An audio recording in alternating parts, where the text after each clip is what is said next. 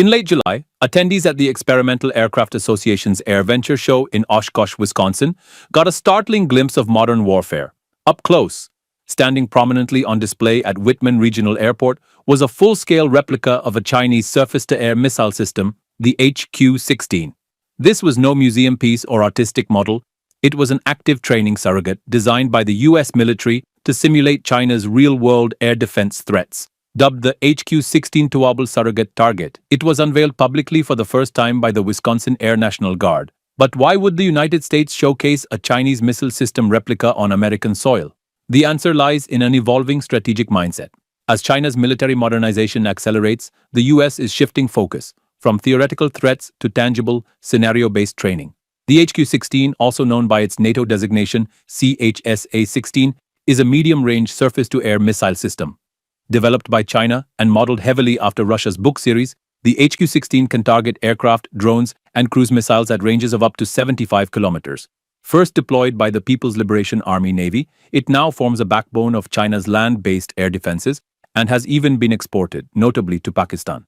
In fact, the HQ-16 reportedly saw action during the May 2025 skirmishes between India and Pakistan. So why build a mock-up? The U.S. military uses these high-fidelity replicas to train pilots under realistic combat conditions. The surrogate HQ-16 in Wisconsin isn't just a static visual aid. It includes embedded heating elements and radar reflectors that simulate the actual thermal and electromagnetic signature of the real system.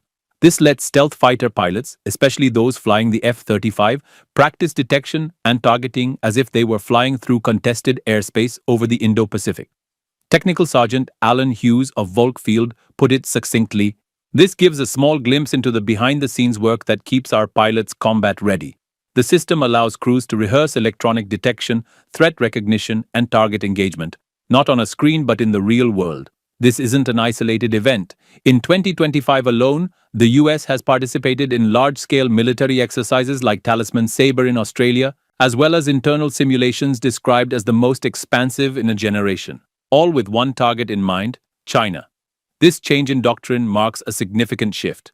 For decades, U.S. aircrews trained against mock Soviet systems like the SA-6 or the S-300. But today, the Pentagon labels China as the pacing threat. That term means China's capabilities are now the benchmark against which the U.S. measures its own. And it's not a one-sided strategy. China, too, has been building full-scale mock-ups of U.S. Navy warships, of F-22 and F-35 fighters, and even entire airfields in the deserts of Xinjiang. Satellite images show that China is simulating attacks on these decoys with missiles like the DF-21D and DF-26, both central to its anti-access and area denial strategy. In essence, both nations are locked in a high-tech shadow war, one fought not with live fire, but with surrogate targets, decoys, and ever more advanced training environments. Surrogate targets like the HQ-16 mock-up allow aircrews to go beyond theory. These aren't just tools for learning what a threat looks like, they help develop cognitive and tactical responses under pressure. By simulating not just individual systems, but entire enemy formations, the military builds realistic, flexible scenarios. Pilots learn to adapt to threats that change dynamically, just as they would in actual conflict. Globally, this approach is expanding. NATO allies like Italy have installed replicas of Russian SAMs for similar reasons. At a time when great power competition is resurging, the use of decoys reveals a deeper truth. Preparation is no longer a luxury, it's a necessity. While diplomacy aims to avoid war, the military must train for it.